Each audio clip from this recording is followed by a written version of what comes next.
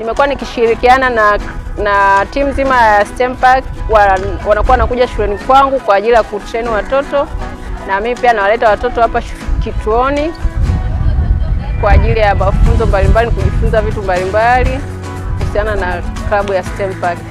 Leo niko hapa STEM Park kwa ajili ya maadhimisho ya miaka 5 ya kituo hiki. Nimenufaika na project ambazo zinaendelea hapa kituoni. Nimefurahishwa sana na programu ambazo zinaendeshwa na kituo hiki. Nimefurahishwa sana na wanafunzi wangu, wameweza kuonyesha ubunifu wao na wameonyesha programu yao mbele ya mkuu wa mkoa.